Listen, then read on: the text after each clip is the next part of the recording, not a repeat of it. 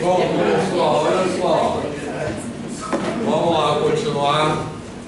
Então, eu vou recapitular uma coisa que nós já fizemos aqui em alguma aula anterior, tranquilo? Que é, vocês têm que sempre pensar nessa ideia.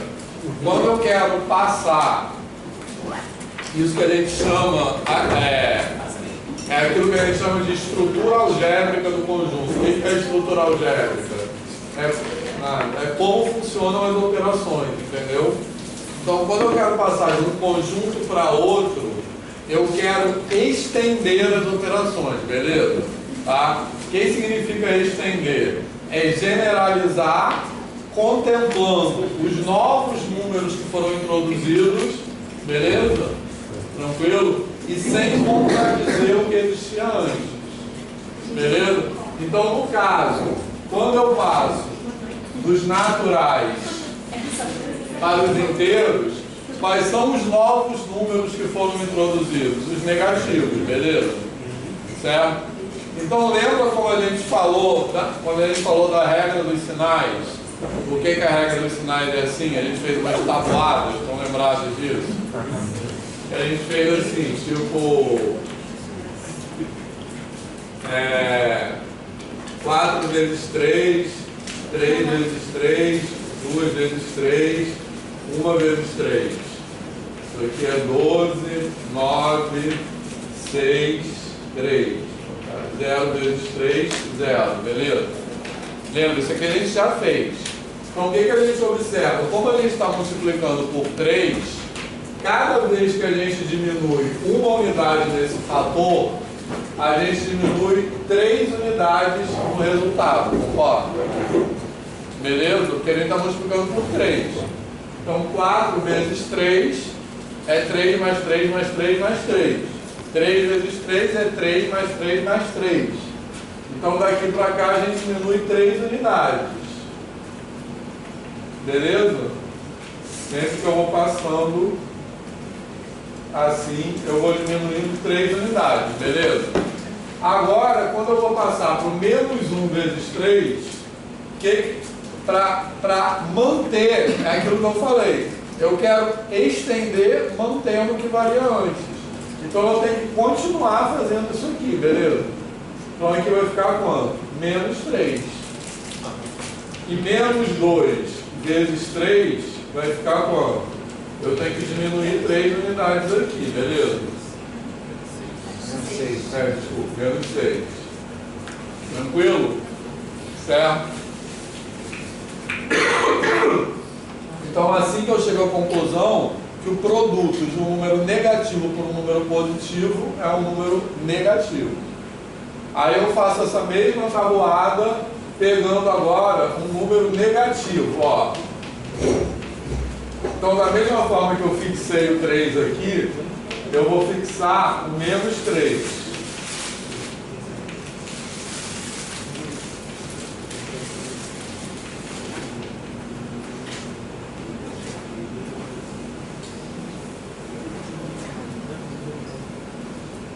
Certo? Tranquilo? Então, olha só. Passando daqui para cá, o que acontece? Eu já sei multiplicar, isso aqui já me ensina, né, assim, como multiplicar número negativo por positivo, beleza? Então, eu vou aplicar isso aqui. Quanto dá um número negativo por um positivo? Vai dar um negativo. Então, isso aqui vai dar quanto? Menos 12. Certo? Aqui vai dar quanto? Menos 9. Menos 6, menos 3, 0. Beleza? Aí, qual é a regularidade que eu vou observar desse lado aqui? Que cada vez que eu subtraio uma unidade nesse fator, o que acontece com o resultado? Aumenta 3. Aumenta 3 unidades, porque do menos 12 para o menos 9, eu aumento 3 unidades. Aí, se vocês estiverem ensinando, essa é uma maneira legal de ensinar isso, tá? No 7º ano.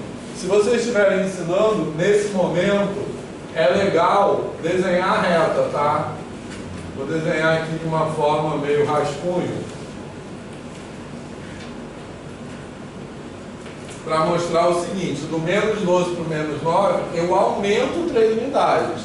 Porque eu estou andando para a direita. Então daqui eu aumento 3 unidades. Então aqui, ó, eu estou sempre aumentando 3 unidades, beleza? Tranquilo? Então quando eu fizer menos 1 vezes menos 3, para manter essa regularidade, eu tenho que continuar aumentando 3 unidades, tá beleza? Certo? Então aqui vai dar quanto? Mais 3, beleza? Que eu aumentei do menos 3 para o 0, eu aumentei 3. Do 0, se eu aumentar 3, vai dar onde? No 3. E aí menos 2 vezes menos 3 é igual a quanto? 6. Beleza? Tranquilo? Professor, Tá? Fala.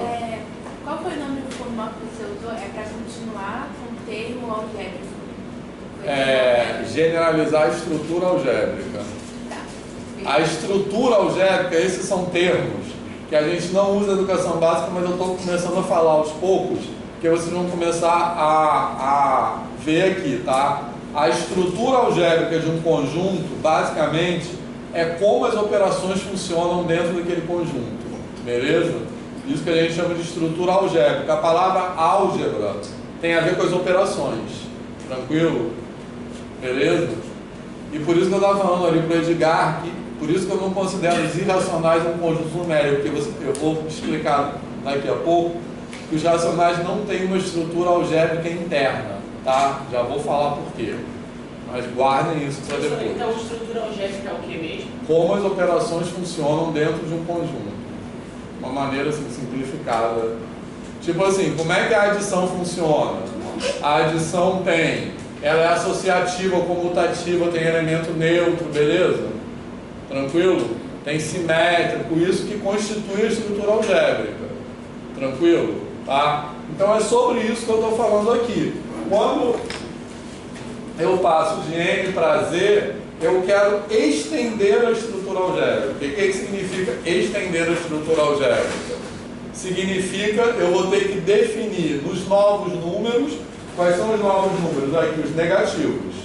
Que tem aqui e não tem aqui, tá? Mas eu vou ter que fazer isso sem contradizer o que estava definido antes. Então, por isso que é estender. Então, é isso que eu estou fazendo aqui, beleza? Eu estou literalmente estendendo. Tranquilo? Certo?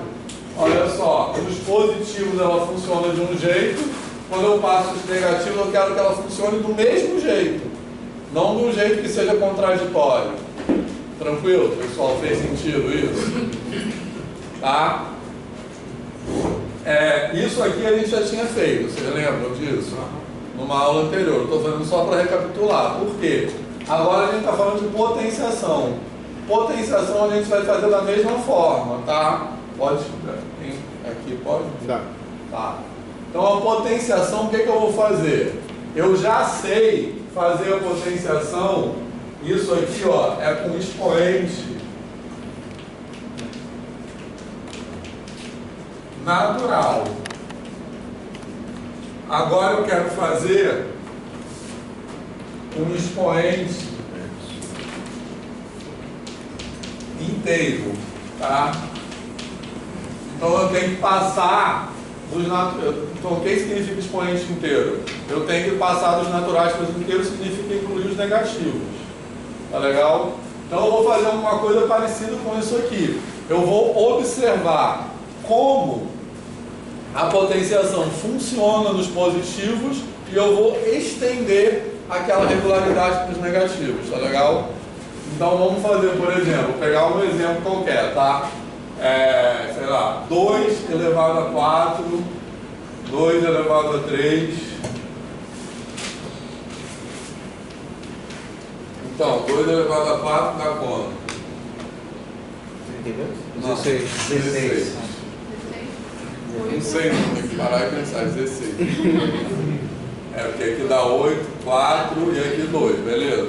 Como é que eu sei que dá 16? Porque eu estou olhando para isso aqui, ó. 2 elevado a 4 é quanto? 2 vezes 2 vezes 2 vezes 2, tá? Então o que vai acontecer? Cada vez que eu diminuo uma unidade no expoente, o que acontece com o resultado? Cai pela metade. Desce o meio. Isso, exatamente. Então divide por 2. Não é isso? Cai pela metade.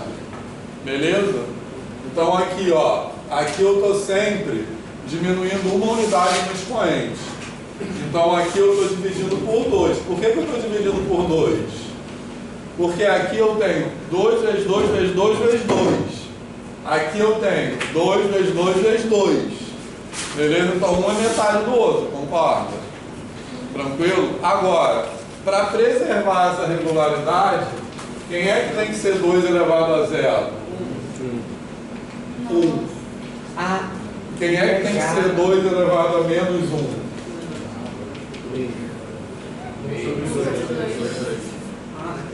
1 sobre 2. E quem é que tem que ser 2 elevado a menos 2? 1 quarto. 1 sobre 4. Beleza, pessoal? Então, por que eu estou falando isso tudo aqui? Porque o meu objetivo aqui é dizer da onde vem aquela regra. Beleza? Tranquilo? Então, quanto vai ser 2 elevado a menos n?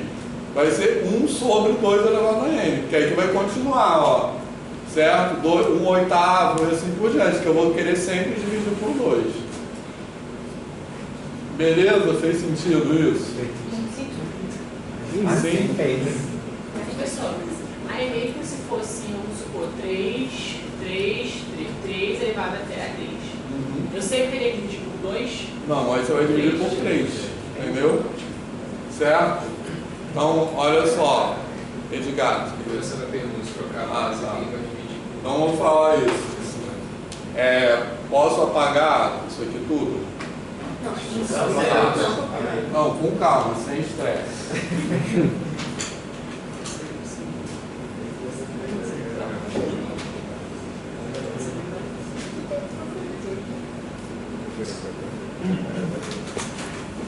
Alguma coisa. Acabou? Não, já. Que foi?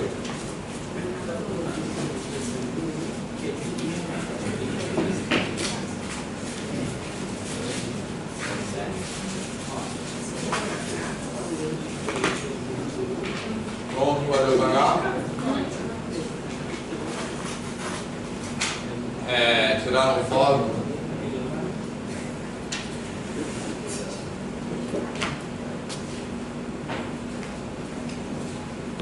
Vou apagar aqui, ó.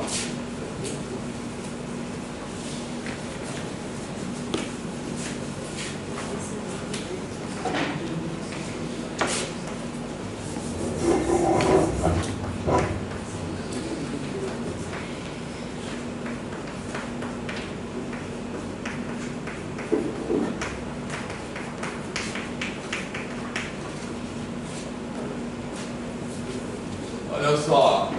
Então, respondendo a pergunta da Braiana e do Edgar. Aqui eu botei o 2 como exemplo, não precisa ser 2, entendeu? Se eu tivesse agora A elevado a quarta, qualquer, aqui eu não... Bom, posso até botar o resultado. A vezes A, vezes A, vezes A. Beleza? A é só que eu não tenho um número que eu vou escrever, isso pode ir 16, né? Aqui A vezes A vezes A. A vezes A elevado a 1 é A, tranquilo? Então aqui pode ser 3, pode ser qualquer base, tranquilo? Aí nesse caso o A elevado a 0 seria o quê? Então, 1 também, olha só. Não.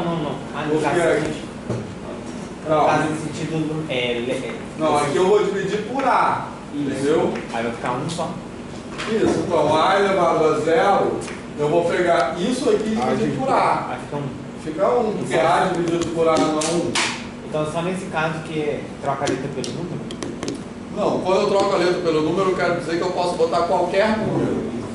Entendeu? 0 elevado a 0, eu vou falar. 0 elevado a 0 está fora disso aqui, tá legal? É uma indeterminação, né? É uma indeterminação, isso. Na verdade, um número, qualquer número sobre 0 é uma indeterminação. Então eu não posso dividir por 0. Entendeu? Então, A elevado a menos 1 vai ser quanto, então? Aqui eu vou dividir por A, aqui eu vou dividir por A, beleza? Então aqui vai dar 1 sobre A. E A elevado a menos 2 eu vou dividir por A novamente. Então vai dar 1 sobre A ao quadrado. Tá beleza? Beleza. Certo? Tranquilo? Então, qual é a resposta para essa pergunta? Fala. Coloquei determinado, certo? O 0 elevado a 0? Significa que não tem possibilidade, significa que vai dar zero. Não, significa que não tem possibilidade, é diferente do dar 0, entendeu? Ah, tá. Porque se desse zero, não seria determinado, né? Exatamente. Se dá 0 não é indeterminado, é determinado. Ok, entendi. Tranquilo? Mas por que pode Então, calma, eu vou explicar, deixa eu só escrever isso aqui. Então, com isso eu concluo o seguinte, que A elevado a menos N é 1 sobre A elevado a N, beleza, pessoal? Certo? Tranquilo? Tranquilidade. Tá? Beleza? Então, repara só. Igual eu estava falando agora há pouco, o nosso objetivo aqui não é simplesmente falar para vocês a fórmula é assim. É explicar para vocês de onde vêm as coisas. Por quê? Porque eu acho que assim vocês entendem melhor e também porque vocês estão se formando para ser professores. Beleza? Então, repare que isso aqui é uma definição. Eu defino assim, não é uma coisa que caiu do céu. Que a gente está meio acostumado a pensar que a matemática parece que cai do céu, né? Assim, matemática. Essa coisa de matemática é horrível, tá? Assim, que existe essa brincadeira. Mas isso para aprendizagem é muito ruim, porque parece uma coisa misteriosa, né? O que é a mágica? A mágica é uma coisa que você não vê o que está por trás, tranquilo? Você não vê como é que o mágico que está lá, que faz tira um coelho da cartola, por exemplo, tem alguma coisa escondida ali, que você não vê da onde veio aquele coelho. Como professores e professores de matemática, a gente faz exatamente o contrário disso. Vocês têm que expor, vocês têm que revelar de onde vêm as coisas, não pode esconder nada. E tem muitos professores que não vão escondendo o jogo, não é? Então não sejam esse professor, tá? Beleza? Tranquilo?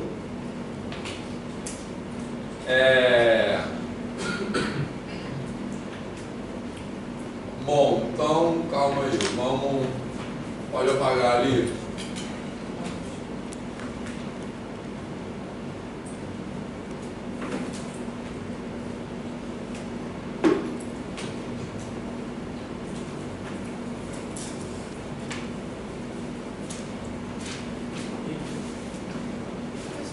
O senhor pode dar um exemplo daquela meio de fórmula ali com números?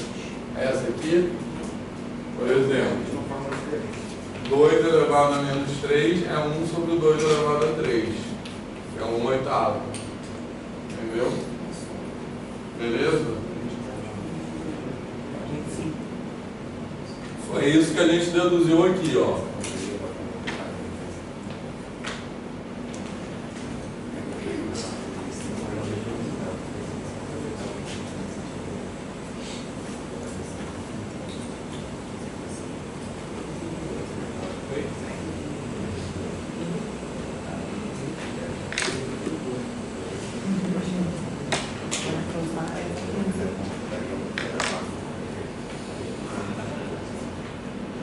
Pode apagar ali. Essa parte aqui pode tirar na foto? Pode. Sim. Pode tirar. Eu queria que no meu tempo tivesse esse negócio de foto. Que não tinha, né? Porque eu odiava copiar coisas. E aí o que eu fazia? Eu tirava xerox do caderno das pessoas. E gastava dinheiro.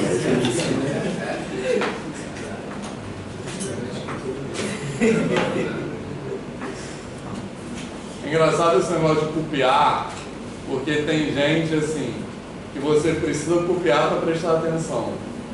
E tem gente que é o meu caso, ou eu copio ou presto atenção. Eu não consigo copiar e prestar atenção ao mesmo tempo, mas são duas formas diferentes assim de, sei lá. Mas você consegue lembrar depois? Tudo. Não. Mas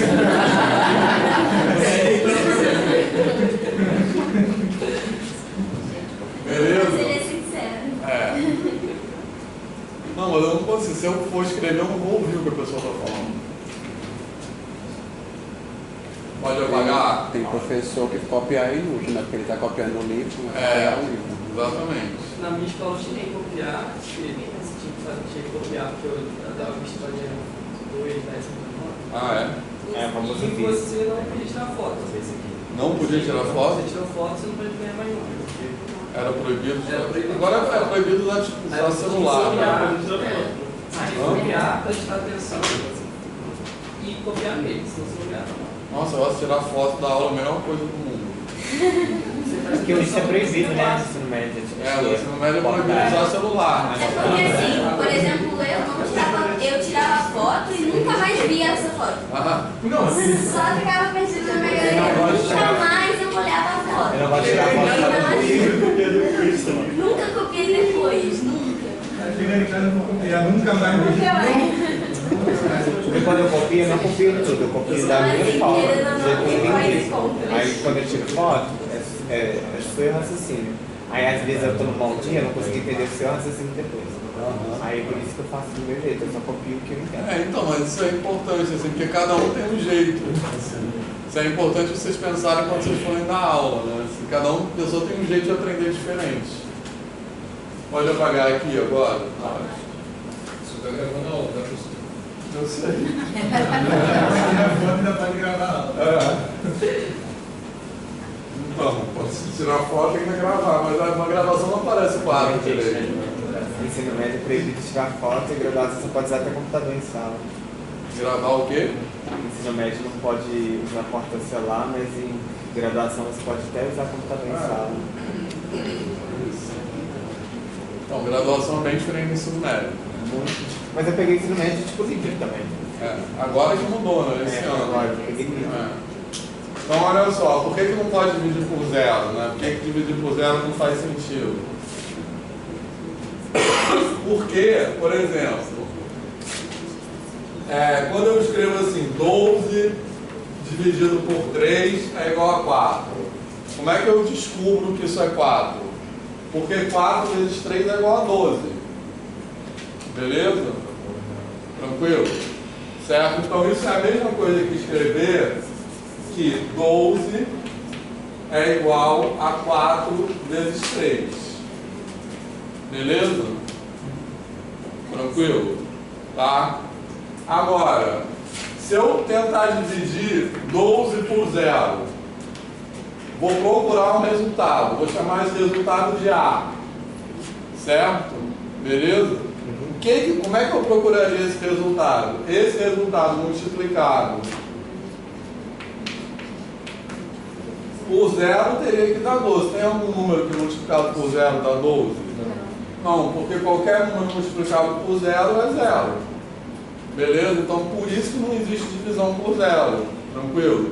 Se eu pegar qualquer número e tentar dividir por 0, eu nunca vou conseguir uma multiplicação por 0 que volte naquele número. Beleza? Tranquilo? Fez sentido isso? Por que 0 dividido por 0 também é uma determinação?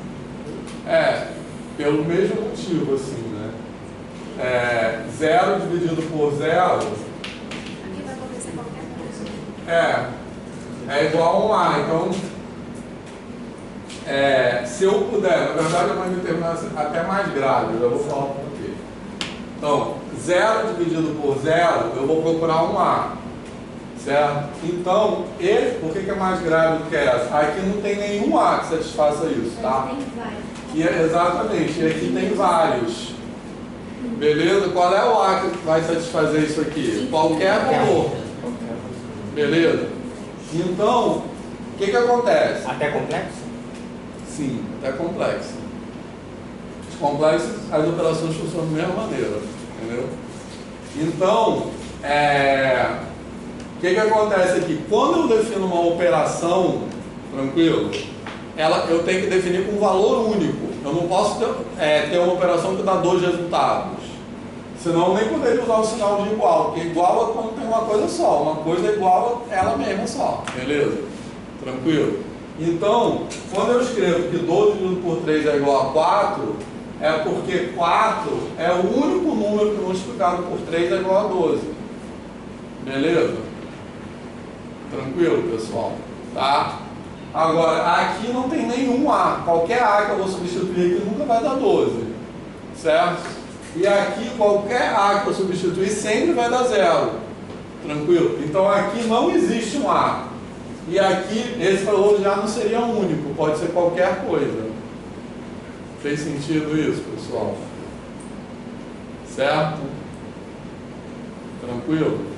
E 0 elevado a 0 é um motivo parecido com esse aqui. Pode ser qualquer, na verdade não exatamente. Mas 0 calma, isso aqui, tudo bem? Beleza? Certo? É porque isso está me fazendo lembrar da aula de vetores, que a professora estava falando sobre o sistema possível, determinado, possível e indeterminado. Pode ser que seja, porque um é possível, é impossível e o outro é indeterminado. Possível e indeterminado. Sim, exato, tem a ver. É a Juliana, né? Ela é ótima, né? Quer dizer, foi minha aluna, Juliana. Olha só. Ah, é? Eu espero que tenha sido um elogio. Tá. Mas beleza, pessoal, isso aqui, tranquilo? Tá? Daqui a pouco vocês vão começar a estudar limite, só um parênteses assim, tá? Aí vocês vão ver, isso que eu estou falando são indeterminações algébricas, tá? O que quer dizer indeterminações algébricas? Que elas são das operações, beleza? Mas vocês vão ver daqui a pouco que um número sobre 0 não é uma indeterminação no limite. O limite é infinito.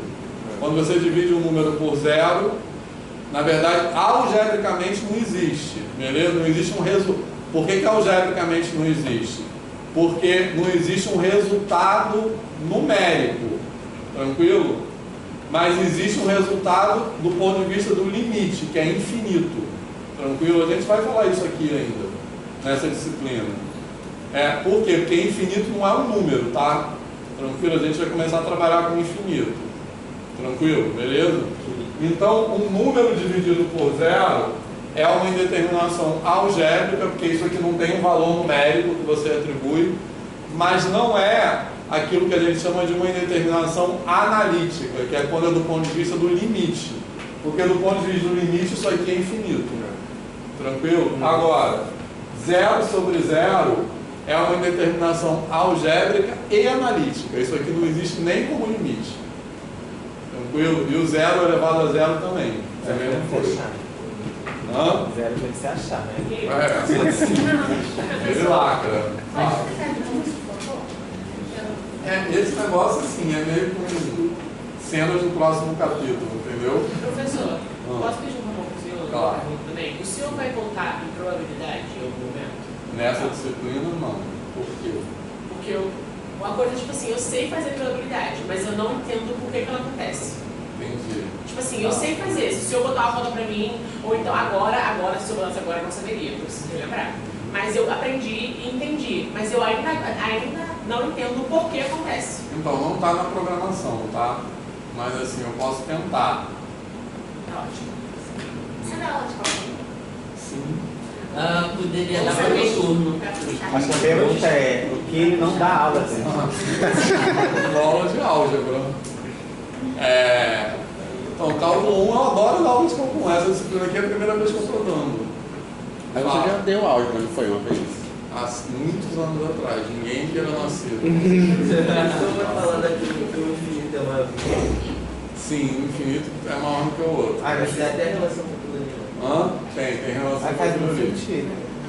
Mas faz muito sentido o infinito se marca o outro. Mas então, essa coisa de um infinito maior do que o outro tem coisas muito surpreendentes, tá? Você é Renan, isso. Seu nome? Otávio. Professor, geralmente o senhor dá aula cálculo em qual horário? A parte da À tarde? noite. À noite? O senhor está dando aula de cálculo nesse período? Não. Só Só no próximo, se você iniciar. No próximo não sei. Esse período eu tô não. Acho que sim, vai dar sim. Esse período eu estou dando aula de essa disciplina aqui e a outra na pós-graduação. É no mestrado e doutorado. Mas isso você escolhe uma coordenação? Não, eu mais ou menos. Então você Professor, o senhor podia escolher cálculo 1 para ver os frutos do pré-cálculo. Até a probabilidade. A maior taxa de aprovados em cálculo em uma turma, olha só, você histórico. Eu gosto da aula de cálculo. Então, isso é histórico. Aí, professor, quando chegar no cálculo 1, vamos pedir para o senhor fazer o cálculo 2 para ver.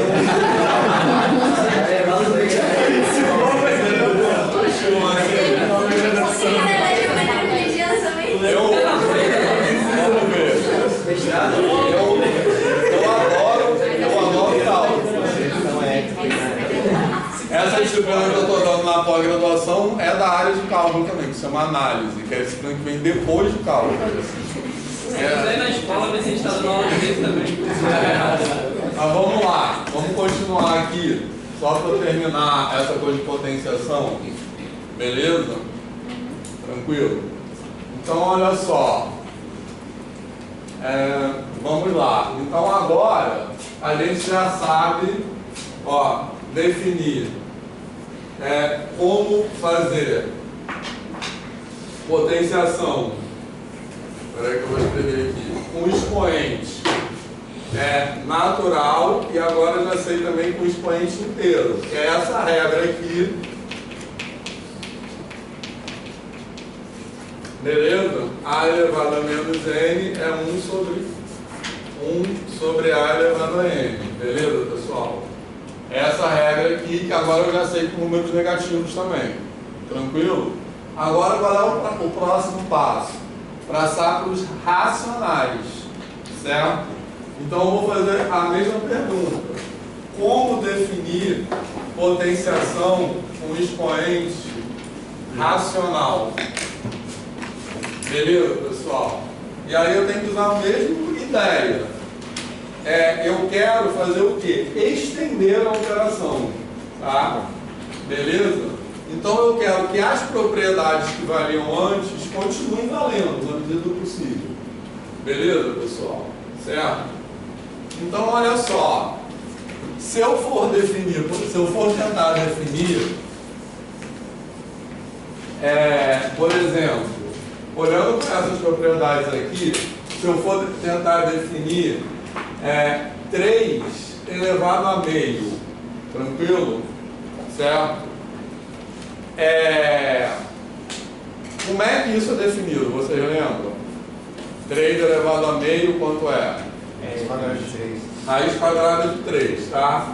O que eu quero dizer aqui é por que 3 elevado a meio é raiz quadrada de 3. Nossa, ele fala 1,5. Hã? Ele fala 1,5. Então, aí é divisão, certo? Lembrando que a raiz quadrada, quando eu escrevo isso assim, é porque tem um 2 implícito aqui, tá? Certo? Então, o que é raiz quadrada de 3? Raiz quadrada de 3 é um número que multiplicado por ele mesmo dá igual a 3. Beleza? Tranquilo? Então, raiz de 3, separei. Raiz de 3 vezes raiz de 3 é 3. Beleza? Por definição de raiz. Tranquilo? O que eu vou mostrar para vocês é por que essas duas coisas aqui são a mesma coisa. Tranquilo? Tá? Então, se eu for multiplicar 3 elevado a meio por 3 elevado a meio, tranquilo? Certo? Aqui eu estou falando de uma potenciação. Então, eu quero estender a potenciação, que eu já estou nos racionais, já estou no expoente racional, mas eu quero preservar aquilo que valia antes, eu não quero contradizer o que valia antes. Tá? Então, eu quero que valha essa propriedade aqui, concorda? Então, para valer essa propriedade, esse 3 elevado a meio vezes 3 elevado a meio tem que ser o quê? 3 elevado a meio mais meio, concorda? Quanto dá meio mais meio?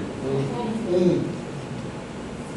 Então isso aqui tem que dar 3, porque 3 elevado a 1 é 1. Concorda? Ó, aqui é 3 elevado a meio mais meio. Quanto é 3 elevado a meio mais meio? 3 elevado a 1. Então isso aqui tem que ser 3. Beleza? Certo? Então repara que é a mesma coisa aqui. O que é 3 elevado a meio? 3 elevado a meio é o número que multiplicado por ele próprio dá como resultado 3. Mas quem é esse número? Raiz de 3. Entendeu? Certo? Por isso que 3 elevado a meio tem que ser igual a raiz de 3. Entendeu? Agora, se eu for tentar fazer outro, por exemplo, se eu for escrever assim, sei lá, 5, aqui, pode aqui? Pode. Se eu for escrever 5 elevado a 1/3, beleza? Tranquilo? Tá? Aí o que eu vou fazer para descobrir o que esse expoente significa? Eu vou multiplicar 5 elevado a 1/3 vezes 5 elevado a 1/3, aí vou multiplicar de novo por 5 elevado a 1/3, concorda? Se eu aplicar aquela regra ali, quanto vai ficar isso? 5 elevado a quanto?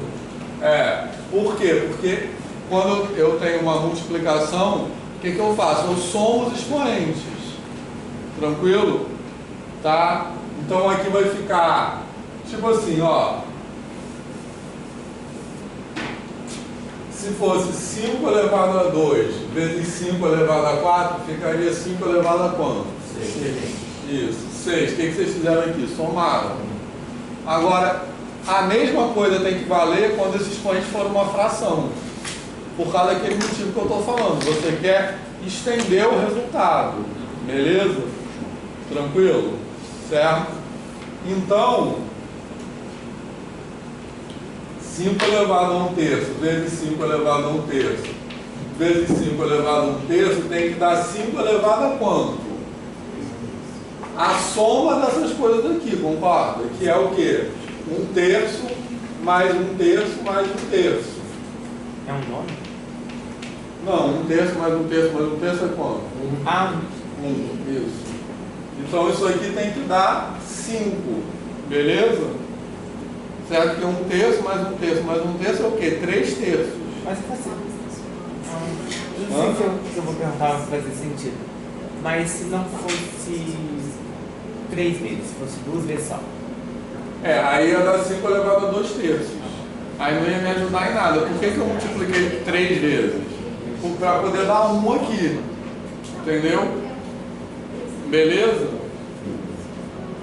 Tranquilo? Certo? Então, o que significa isso? Ó, 5 elevado a 1/3 multiplicado por ele mesmo. Eu estou perguntando assim, quem é esse número? Tá? Então, esse número ele tem a seguinte propriedade. Esse número multiplicado por ele mesmo 3 vezes é igual a 5.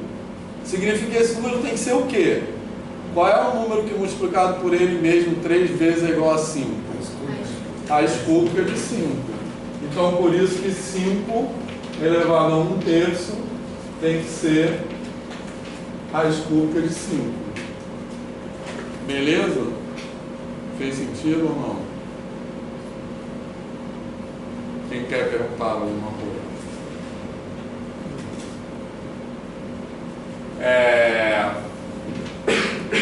Conseguiria dar um exemplo em letra? Sem número? Não, em letra acho que vai complicar mais ainda. Mas a gente pode. Uma raiz exata? Uma raiz exata, é isso que eu ia falar. Acho que uma raiz exata vai ajudar. Tá? Dá pra fazer isso com o número, tá? Sim. Qualquer número vai dar no mesmo. Vamos fazer uma raiz exata. 16? 8 elevado a 1/3. Pode apagar aqui? Pode, isso aqui tudo.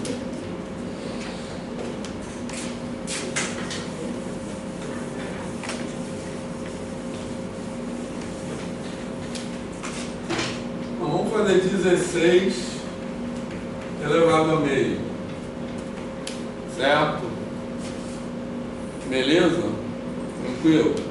Então, se eu multiplicar 16 elevado a meio por 16 elevado a meio, olha só, eu tenho que valer essa propriedade, tá legal? Então, quando eu tenho a mesma base, eu somo os expoentes, tranquilo? Então, isso aqui vai ficar 16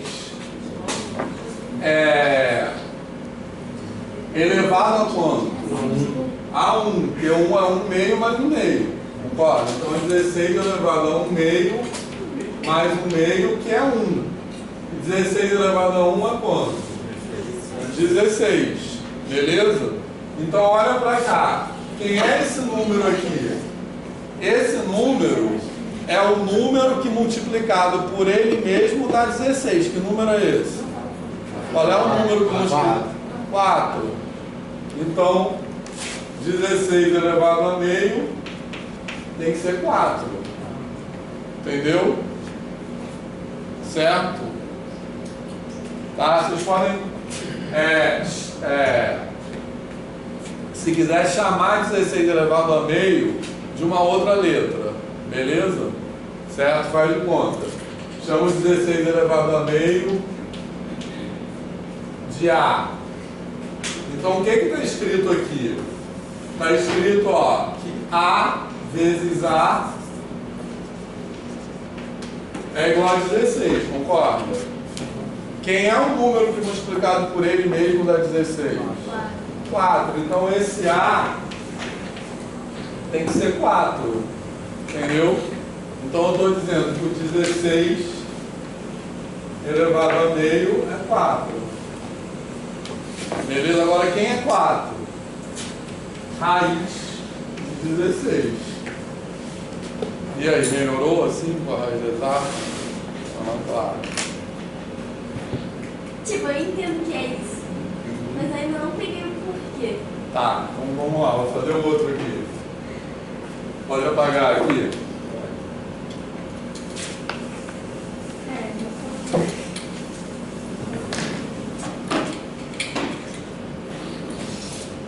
Vamos fazer 8 elevado a 1 terço. Como é que eu descubro quanto é 8 elevado a 1 terço? Vamos chamar isso aqui de B também. B é igual a 8 elevado a 1 terço, beleza?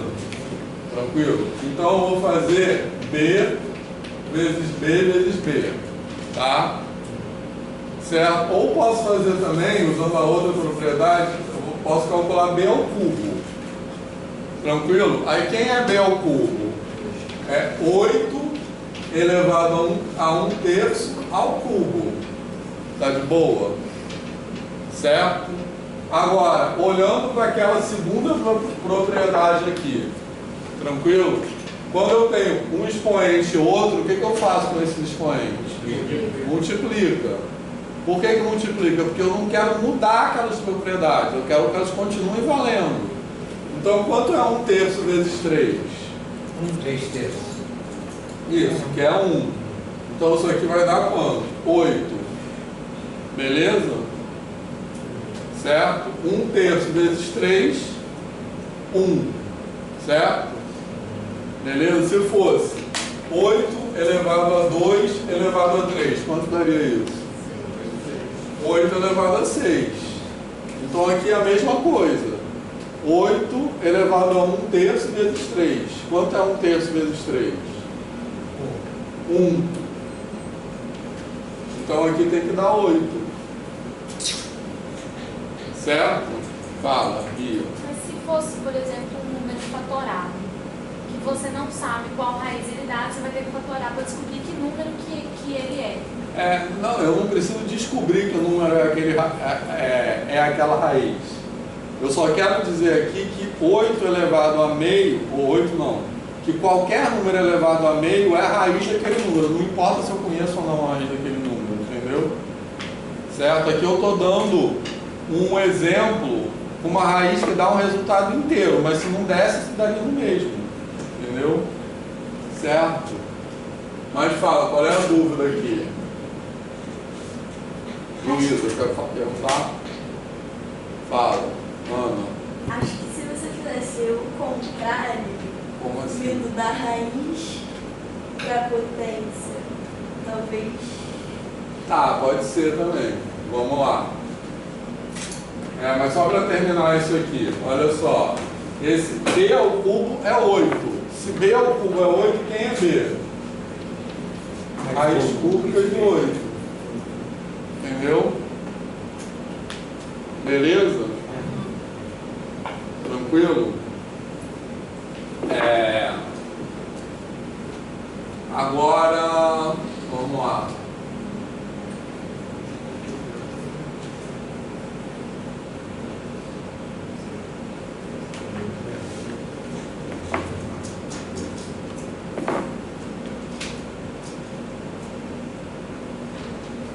Espera aí, a raiz para potência.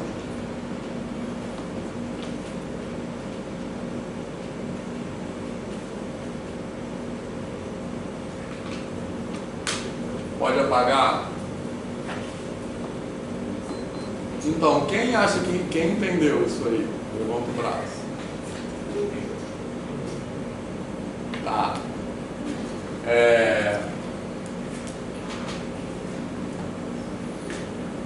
Então, pode apagar tudo, né? Certo?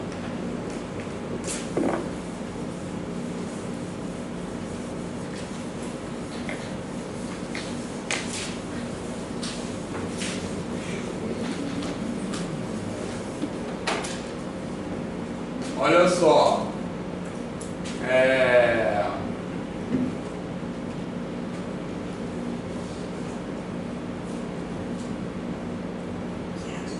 Eu acho que é importante entender o seguinte: faz de conta que vocês nunca viram isso na vida. Mas vocês já viram isso. Por isso que eu falei isso aí. Não é? Certo? Tranquilo? Tá? Vamos voltar a esse exemplo, raiz cúbica de 8. Tranquilo?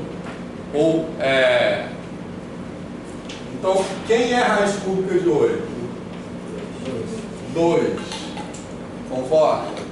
Beleza? Por que raiz cúbica de 8 é 2? Porque 2 é o único número que multiplicado por ele mesmo 3 vezes dá 8. Concorda? Beleza? Se eu fizer 2 ao cubo, isso dá 8, né? Quem é 2 ao cubo? É 2 vezes 2 vezes 2. Beleza, professor? Tá. Então. Agora outra coisa, professor. Veja bem. Pode passar agora. Então, olha só terminar. 2 vezes 2 vezes 2 é 8. Tem mais algum número que multiplicado por ele mesmo 3 vezes seja igual a 8? Isso. Então tem que ser o próprio 2. Não estava entendendo. Então, olha só, veja bem, o que eu estou dizendo aqui é o seguinte: se eu tenho 2 vezes 2 vezes 2 é igual a 8, tranquilo? Se eu pegar um número qualquer, A, e multiplicar por ele mesmo 3 vezes e der 8, o que eu posso afirmar? Que esse A só pode ser quem? 2, não tem outra possibilidade. Não tem nenhum outro número que multiplicado por ele 3 vezes seja igual a 2. Multiplicado por ele próprio 3, concorda? Certo? Então, se eu pegar qualquer número... Esse símbolo aí implica, né? Esse símbolo aqui implica, exatamente. Beleza?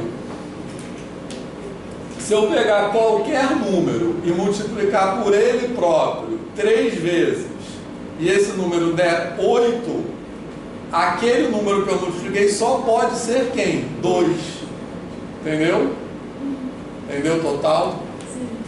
Então, agora se eu pegar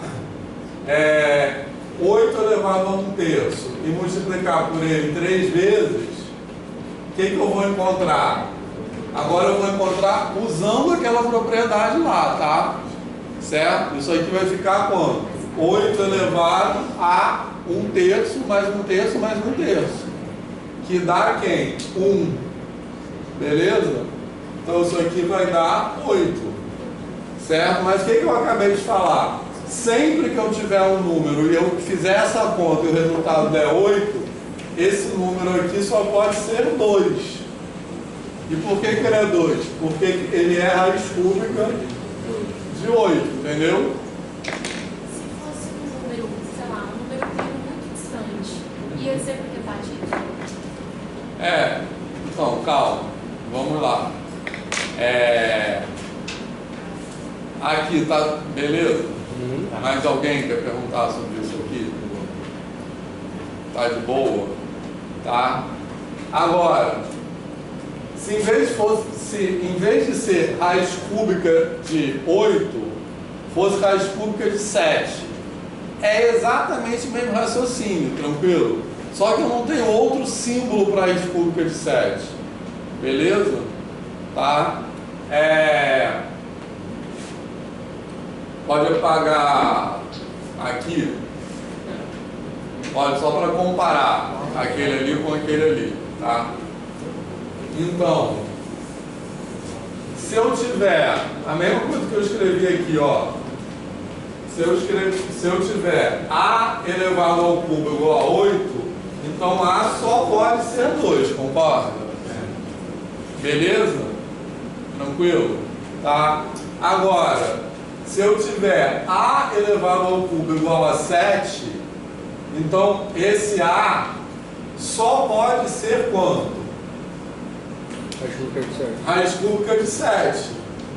Qual é a diferença aqui? Tá? A diferença é que no caso da raiz cúbica de 8, eu tenho, isso é um número inteiro. E no caso da raiz cúbica de 7, isso não é um número inteiro. Tá legal? Mas o raciocínio é idêntico, no seguinte sentido, tá? Qualquer número que eu tiver e elevar ao cubo e o resultado for 7, só tem uma possibilidade, esse número só pode ser quem? Raiz cúbica de 7. Beleza? Agora, se eu pegar 7 elevado a 1/3 e elevar ao cubo, quanto vai dar isso? 7 elevado a quanto? 1, que é 1/3 vezes 3, que é 1. Então isso aqui vai dar 7. Então o que eu posso concluir? Que esse número 7 elevado a 1/3 só pode ser raiz cúbica de 7. Beleza? Porque só tem aquele número que é elevado ao cubo da 7. Tá legal? Certo? Professor, tranquilo? então se eu colocar raiz cúbica de 7, a resposta está certa? Sim. Não tem mais como simplificar isso. Agora, olha só, Bia.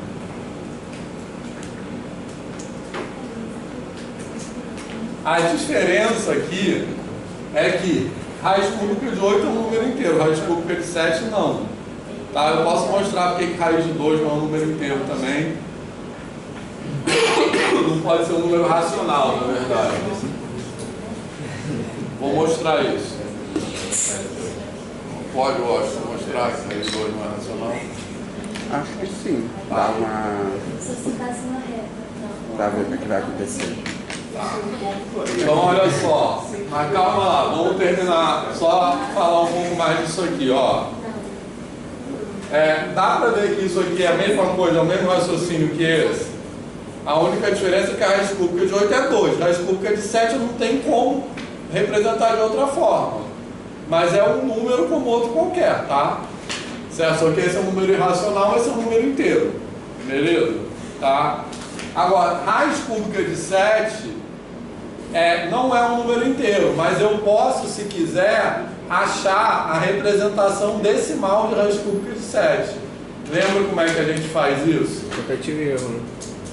Isso, tentativa e erro, vai elevando ao cubo. Entendeu? Beleza? Então, por exemplo, eu posso apagar aqui. Se eu elevar a raiz cúbica de 7, eu não tenho a menor ideia de quanto é a representação decimal disso, tá? Mas se eu elevar 1 ao cubo, quanto dá? 1. Se eu elevar 2 ao cubo, quanto dá? 8. Certo? Então, esse aqui ficou menor do que 7 e esse aqui ficou maior do que 7. Concorda? Então, raiz cúbica de 7 é alguma coisa, desculpa, entre 1 e 2, concorda? Beleza? Porque quando eu elevo isso aqui ao cubo, é menos do que 7, e quando eu elevo isso aqui ao cubo, ultrapassa o 7. Então, raiz cúbica de 7 tem que ser alguma coisa entre os dois. A gente já fez isso para a raiz de 2. Lembra? Agora, o que eu vou fazer? Eu vou chutar um número qualquer entre 1 e 2. Certo? Chuta aí, que número vocês querem? 1,9. 1,9? Tá. Então, vamos calcular 1,9 ao cubo. Faz aí alguém na calculadora. 1,9 ao cubo. 6,85. Tá. 6,85, que é menor do que 7. Beleza? Certo? Então, a raiz de 7 tem que ser maior ou menor do que esse número? Maior. Raiz cúbica é... Então, quando eu elevei isso aqui ao cubo, não chegou até o 7. Certo? Certo.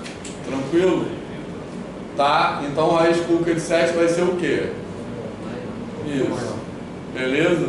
Então, a raiz cúbica de 7 está entre 1,9 e 2. Concorda? Tá? Porque 1,9 é 6,85. Tranquilo? E, desculpa, 1,9 ao cubo é 6,85 e 2 ao cubo é 8. Então, o número que é elevado ao cubo dá igual a 7 está em algum lugar entre 1,9 e 2. Então, seu chute foi ótimo. Beleza, pessoal? Certo? Entendeu, Bia? É assim que a gente vai determinando. Agora, então aqui a gente já determinou o décimo, tá? Certo? Agora teria que passar para o centésimo. Aí eu chutaria 1,9 alguma coisa. Mas não vou fazer isso agora. Sim. Poderia, mas acho que não precisa. Beleza, pessoal? Certo? Tranquilo? Tá, beleza? Tá? Então, por isso que quando eu tenho um expoente racional,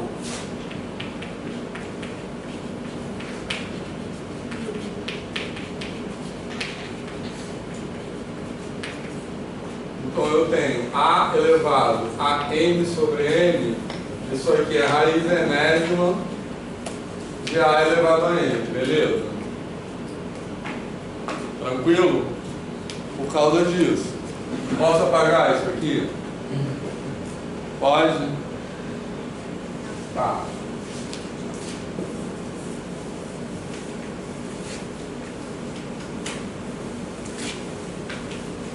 Beleza? Olha só, por quê? Eu escrevi isso aqui assim, mas se eu tiver, por exemplo, agora, sei lá, 4 elevado a 2/3. Tranquilo? Quanto é 4 elevado a 2/3? Eu posso escrever isso aqui assim, ó. 4 elevado a 2 elevado a 1/3. Todo mundo concorda com isso? Certo? Por quê? Porque 2 vezes 1/3 dá quem? 2/3. Então estou usando aquela propriedade ali, beleza? Certo? Agora, um número que eu acabei de falar, um número elevado a 1/3 é raiz cúbica daquele número, né? Então eu vou ter raiz cúbica de 4 ao quadrado, beleza? Então daí que vem aquela regra ali. Certo? Repara que a ideia é a mesma dos negativos. Eu quero generalizar uma definição de uma operação de maneira que as mesmas propriedades valham. Tá? Certo. Faltam 15 minutos para acabar a aula. Vamos demonstrar que a raiz de 2 é irracional? Obrigado. Professor, e o 2 elevado a π? Como é que a gente... Então tem essas duas opções.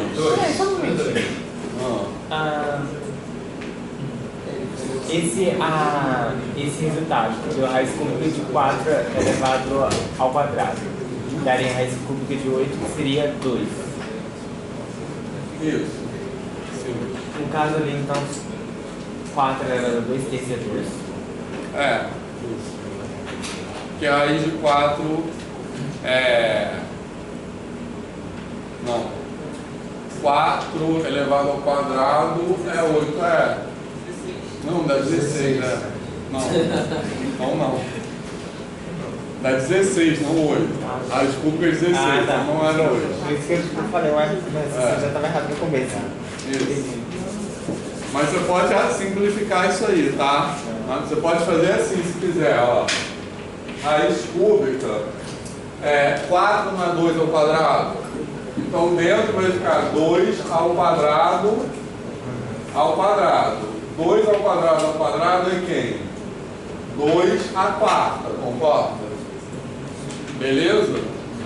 Tranquilo? Agora, 2 à quarta eu posso escrever como 2 vezes 2 ao cubo, concorda? Tá? Então isso aqui eu vou ter, ó, tranquilo aqui?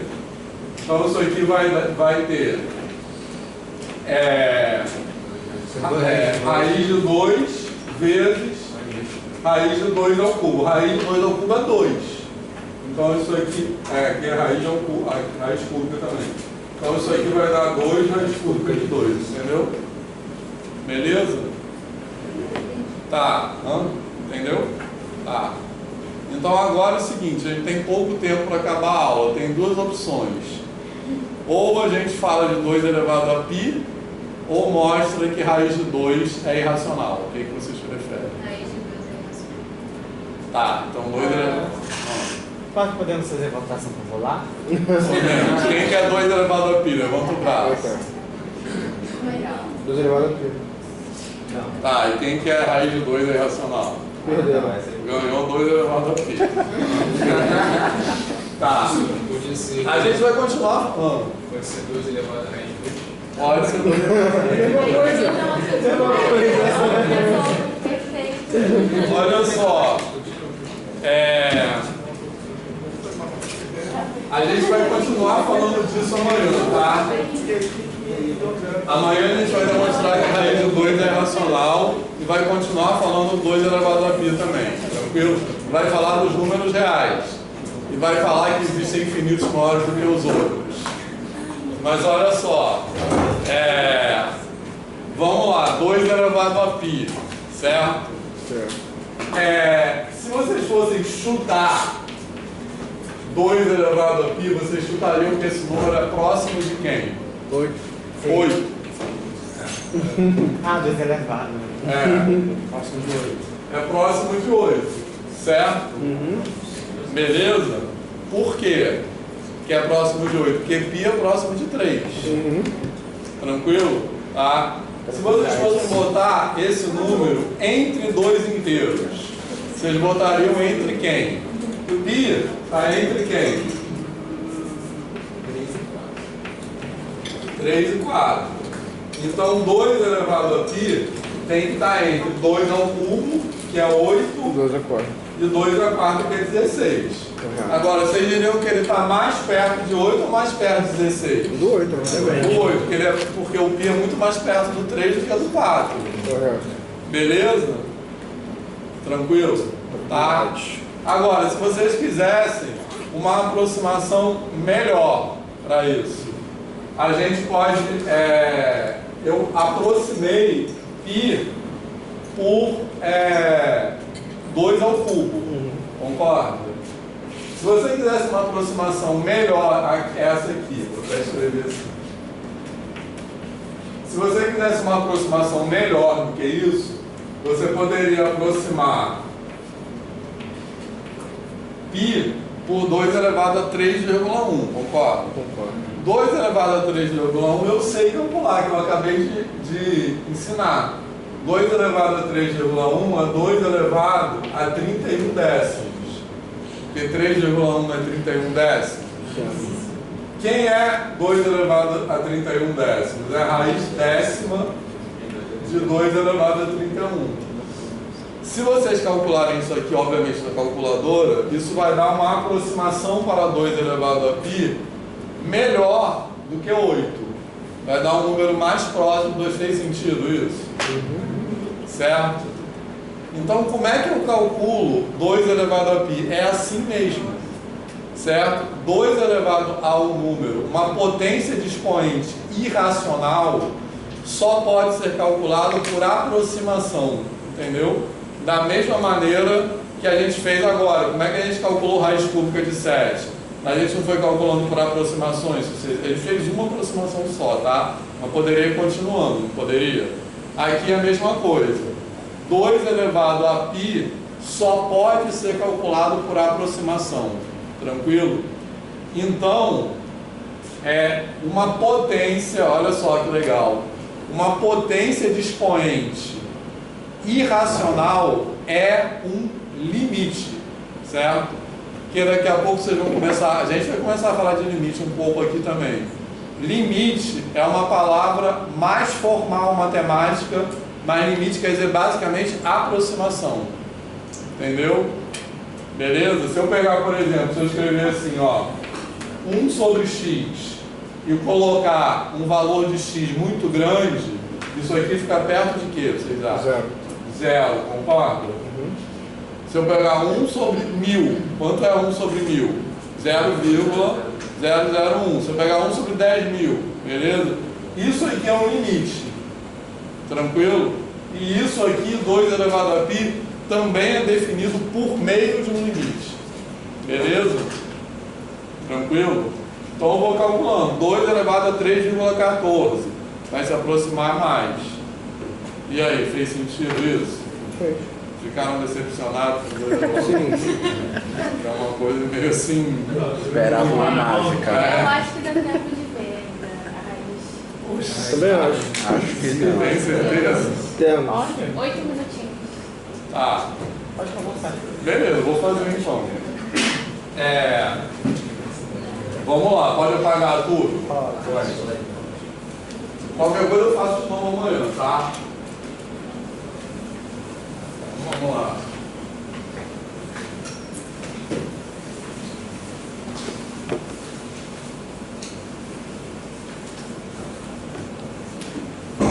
Olha só.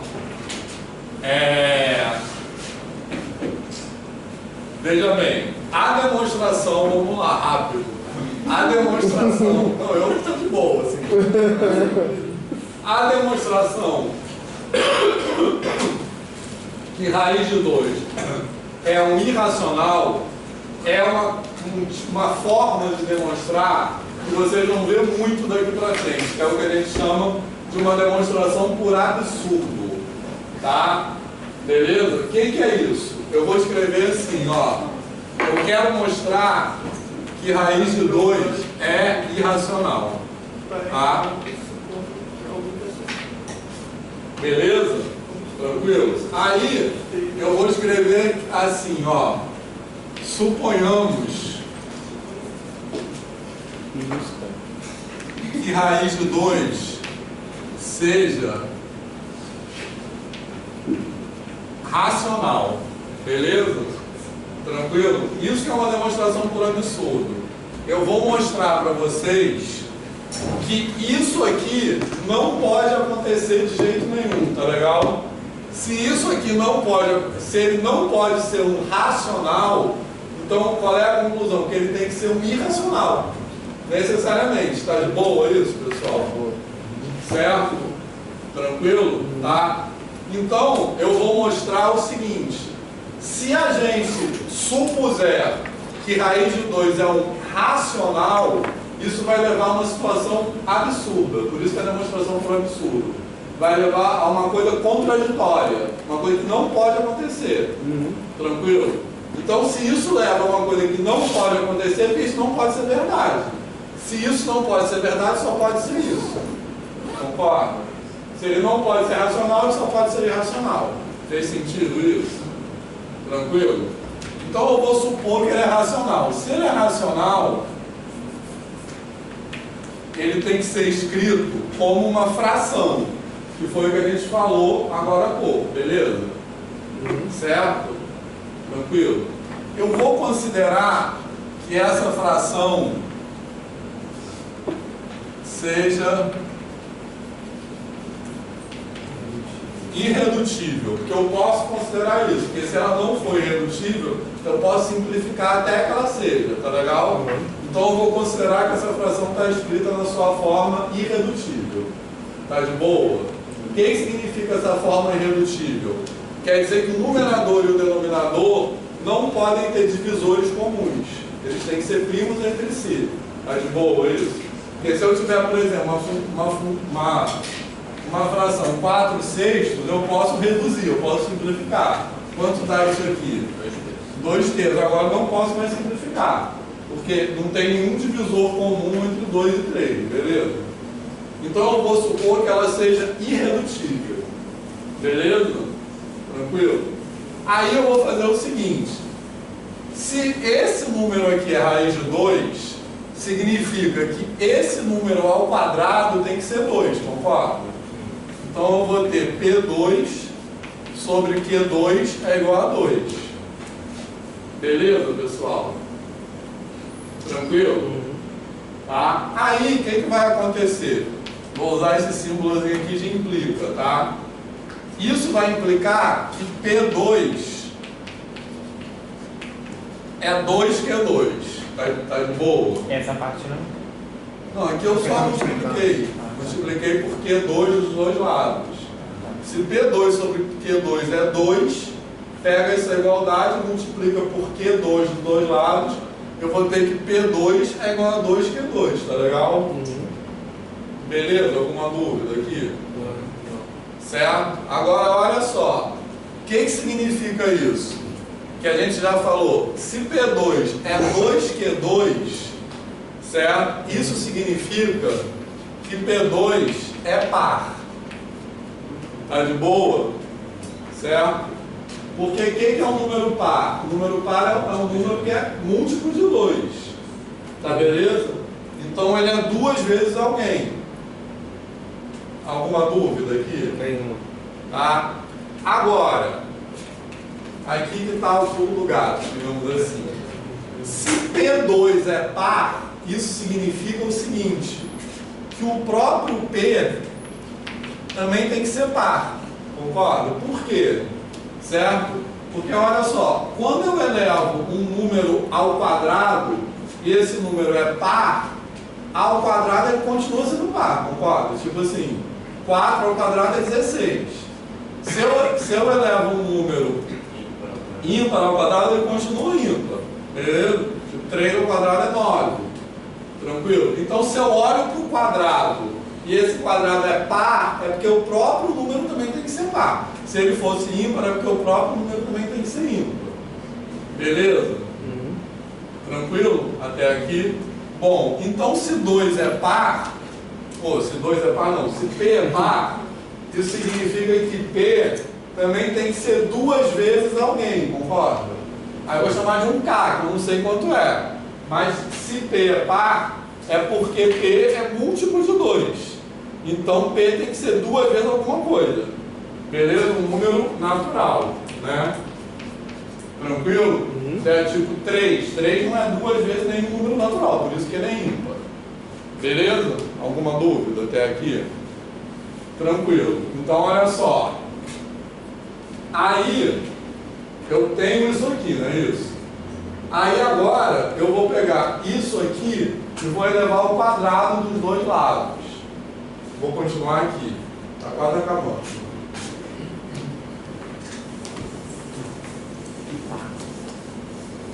Ó, então eu tô olhando para cá, tá? Eu tô seguindo tipo direitinho, tá? Uma coisa vai implicando na outra, tá? Então agora aqui eu vou elevar isso aqui ao quadrado. Elevando isso aqui ao quadrado, sempre que eu tenho uma igualdade, eu posso aplicar a mesma operação dos dois lados, que ela continua igual. Sim. Então, isso aqui, eu vou concluir que P2 é igual a 2... 4K2. Desculpa, é 4. Deixa eu escrever aqui, porque aí... eu vou ter que P2 é 4K2, beleza? Tá tranquilo? Aí, olha só, eu vou pegar esse P2 igual a 4K2 e vou substituir aqui. Tranquilo? Certo? Olha só, então eu tenho duas coisas que eu vou juntar. que P2 é igual a 2Q2 e P2 é igual a 4K2. Tá de boa? Certo? Beleza?